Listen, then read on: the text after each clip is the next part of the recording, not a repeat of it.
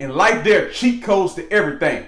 Cheat codes to the fitness game, cheat codes to getting your bands up, cheat codes to living your best life, and in your plane, there's squawk codes you gotta know about. Here they go, baby. Let go! Boom! Understanding squawk codes and emergency squawk codes can definitely make you feel safer as a pilot, because you never know when you may have to use some of this emergency squawk code information. The biggest challenge isn't remembering all the squawk codes. There's only going to be 3 major emergency ones that are going to be out there that you have to remember. It's about not getting them confused and knowing which ones apply for which scenarios. That's the major thing you want to focus on, and that's what we're going to talk about right now. Let go! Hey, we back off in that thing inside the cockpit looking at our display. And before we talk about those emergency codes and how we're going to utilize them, first let's talk about where we're actually going to punch this information inside the cockpit if there is an emergency. You're looking at your display here. It looks very basic. Everything is going good, baby. You got, of course, your comms, your radios, your navs. Your navs, of course, you can utilize those when you're flying that VOR. It's particularly if you're looking for a review on how to navigate flying with VOR and intercept them radios and all that good stuff. There's a video on this channel. Link at the end of this video here for that video for everything that you need to know about flying with VOR. Then, of course, at the bottom down here, of course, we have our transponder. You utilize this all the time in many of your flights. Let's talk about what exactly is a transponder and what does it do. Think about the word transponder, and that's exactly to tell you exactly what it does. It transmits a signal, and it also gives you ability to respond. That's exactly what you're doing. You can respond on these comms. It transmits exactly where you are. Of course, you have these codes here, usually a 4-digit kind of number that goes into that box. Oftentimes, it's maybe by default in your aircraft set to VFR. The VFR code, of course, is 1200. That's the default if you're flying visual flight rules. If you ever ask to squawk VFR, you will be squawking 1200. If at any given point that you're flying out and you're not given a specific squawk code and you're flying visual flight, keep it on 1200. All this does, it gives the tower an idea of where you are in, of course, your altitude and what exactly are you flying, so they can have information about you in relation to other aircraft in the area. So when this is punched into that transponder, then boom, it looks a little something like this here to them inside, baby. When they're looking at the screen, they can see you. Oh, look, someone's flying visual. Here's their call sign. Oh, and this is what altitude they 6 bands up, baby. They 6 bands up. And oh, there's another aircraft here and another one here and another one here. So spacing and understanding the travel and navigation and where people are going, what altitudes they are. That's the good information that happens, all because the transponder is transmitting that kind of signal. And then, of course, you can respond by using that transponder and kind of be responsive in terms of what you're doing and what you need. That's one of the basic things you need to know about these signals as we get into that squawk code. Let go! Hey! So there are many scenarios where you won't have it on your standard 1200. It can be a case where maybe on the ground before you even take off, you get a flight following. And in that flight following, you're still going to be flying visual flight rules, but they may give you a squawk code before you even leave the ground. You may punch in that squawk code right there. Replace that 1200 with whatever squawk code they give you. And you are to leave it in until you're asked to change it or until you land at your destination. So that's kind of how they're guiding you along the way. And they're going to be passing you along from one airspace to the next, one tower to the next, passing you along the way, understanding exactly what your flight plan is and where you're going and how everything is going. Keep that squawk code in, whatever you're given, and do not change it until you're asked to change it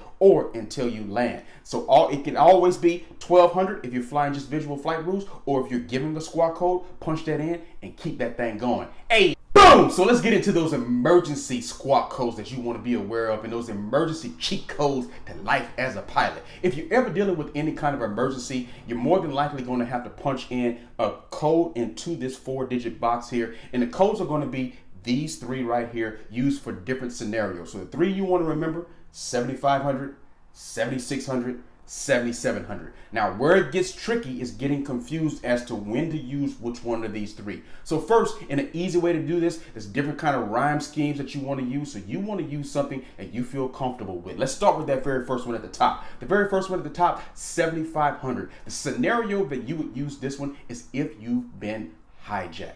If you've been hijacked for any kind of reason, you want to be able to punch in 7500 on your inside your transponder to just notify tower to let them know that you're in a hijack situation. So you're thinking to yourself, how can I remember 7500 hijack?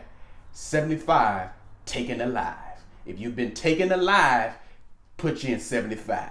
That's all you want to remember right there. An easy way to kind of remember that and punch that in. The next one on the list, of course, is 7600. The emergency situation you would use this one for is if your radio comms all of a sudden just kind of like go out and you can't hear your tower or tower can't hear you. This is a very common one. Out of all these emergencies that happen, the next two are things that can really happen. The hijack situation, particularly in a smaller kind of plane, hey, more than likely, less likely to happen.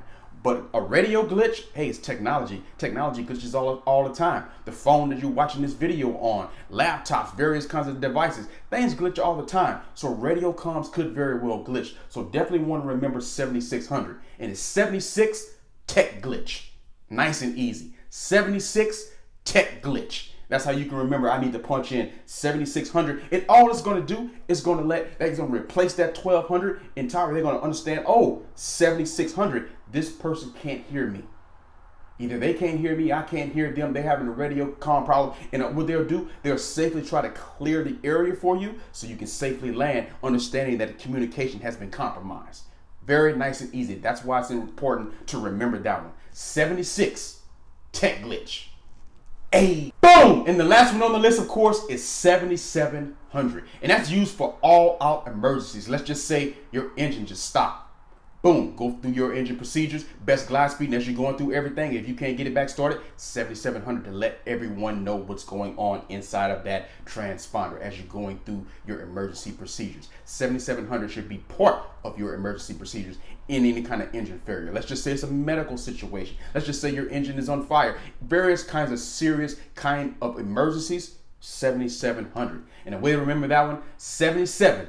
Going to heaven. Hey, to remember these, you got to put them bars together like your little baby. 75, taken alive. That's a hijack situation. 76, tech glitch.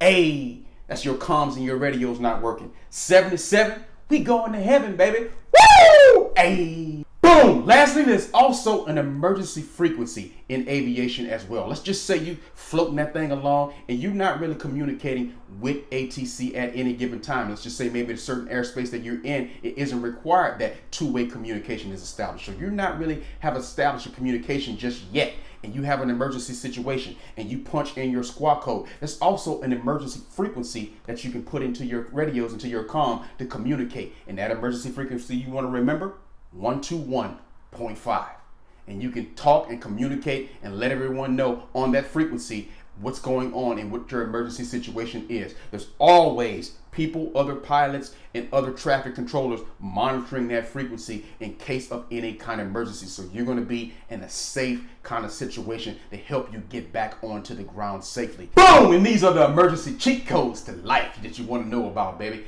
One time. So make sure you review this video over and over again, just so you have them in the right order and you don't get them confused. Remember, it's not a lot of information to remember. All you're remembering is from 7500 to 7700. There's only 3 codes, but you just don't want to get them confused and know which ones you want to use in which scenario. That can help not only you pass your knowledge test, but also your oral exam or anything that you got going on to help you get your pilot's license and then be able to use them in real world flying if anything goes on. Like we just talked about, radio glitches, again, common. Any kind of emergency situation with your engine or medical emergency, you want to be on top of that thing. Hey, don't forget to like this video, comment on this video, share this video, and subscribe to this channel. I am Donovan Batiste. This is Leadership Mindset, a place where you can come for free, fun videos about everything that you need to know for you to become a pilot and stay proficient.